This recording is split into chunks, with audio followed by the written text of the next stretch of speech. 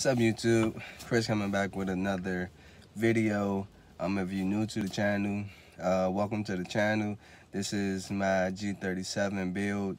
I'll be building this car and bringing you guys along for everything. But today, I wanted to talk about how can monthly payments on a G37 at the age of 22. Now, I'm 24 now, so I had this car for 2 years, but when I bought this car, I was 22. Now, there's a couple of you young guys out there, 19, 20, that's watching my videos, and you guys probably wondering, how can I afford a G37? Because Infiniti is basically a luxury car. Well, I'm going to tell you guys how you can afford it. Now, we all make money in different ways, so I can't tell you go ahead and do this and do that and do this because we all different, right? But let me just tell you the story on how I ended up getting this G37. Now, I had another car. It was a 2013 Dodge Charger RT. I'll post a picture right here.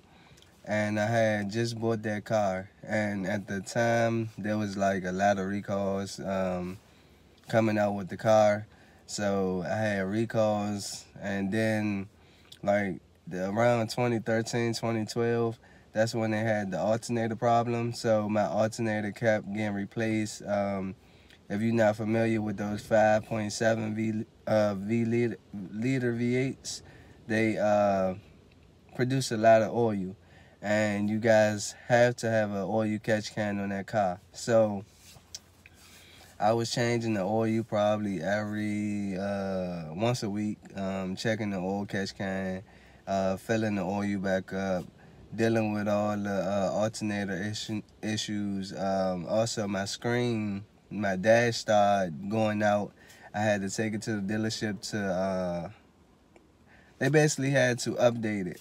And then probably like a month or two later, it'll go back out. So I had to take it back up there to the dealership so they can upgrade it. But it was like $100 after the first time they did it. So I had to keep paying to upgrade my radio. I couldn't do nothing. I couldn't listen to music.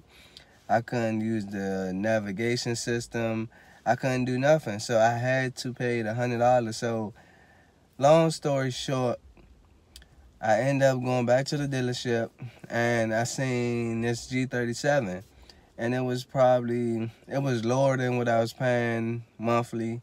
And it just interested me because it came with a sunroof, it came with leather seats, and things like that, and it just looked better. It was still quick. So I ended up trading in my Dodge Charger RT to get this Infiniti. Now, at the time I went to CarMax and they offered to give me, I think I owe like 21 on my Charger, and they ended up giving me 20,000. So I had $1,000 that rolled over to this car. Now, when I went to the dealership, this car was probably like 17.5. So they wrote me a check. I paid off the Charger. I got pre-approved through my bank to get another loan for the Infiniti. So I went up there with that that check. I gave them that check. My credit was like a 720 at the time. So I didn't have to have any co-signers. I didn't have to put any money down. So I went in there, did the paperwork, signed my tags over to the new car, so I won't have to pay for more tags or new tags.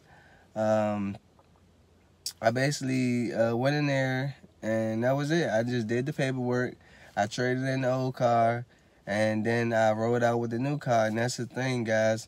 When you have good credit, you don't have to put any money down, right? You can go into the dealership, and credit is everything in the dealership. I don't care how much money you got. If you don't have no credit, it's going to mess up everything. So I had good credit. I had good history of paying my debts. So I went in there. I gave them the check. They took the check. I signed off some papers, and I rolled out. Now, like I said, this car was like 17, 18. I had $1,000 equity, negative equity, that basically rolled over to this car, and plus all the taxes and the fees that came too. So after all of the taxes and fees, I walked out the door and this car was like $24,000, guys. Now, I was young, I was dumb, I wasn't thinking. If I would have kept my Charger, I probably would have been halfway paid off by now. But I ended up getting this one, and I was paying more for this than I was for the Charger. Now, I don't have all my paperwork and things with me, but I'll let you guys know that the payment for this car at $24,000 with good credit and everything, I pay $452 a month, right? Now, $452 is not a lot of money, but for some people, it is. So, if you want a G37, right now they're cheaper. So if you can find one that's probably $7,000 to like $10,000, you probably gonna be paying like $200 to $220 a month. Probably max is like $300 a month. But currently, what I'm paying is $452. So I pay $452 a month. And for my insurance, I'm 24 years old. I'm getting up there. I'm about to be 25. So when I first got the car, my insurance was like $320. No, matter of fact, it was $220. And I got into an accident, and it boosted up to $332 a month.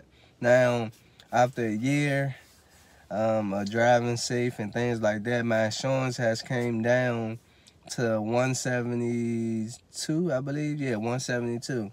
So right now, my car note is $452. And my insurance at the age of 24 is $172. Now, like I said, when I first bought the car, I was paying $220, and my insurance was $452. So, yeah, guys, just look around. Make sure you got the best deals. Don't jump on the first car you guys see, because a lot of people, they see a car, they see some numbers, and then they just jump on the first thing they see. And do your research, guys, because if I would have kept my Charger and did my research, I probably would have been halfway paying off that car by now, or the car would have been halfway paid off. But yeah, if you new to the channel, my name Chris, and this is my Infiniti. But yeah, guys, stay smart out there. Make sure you guys do your research, and keep moving, guys. Yeah, I'll see you guys in the next one.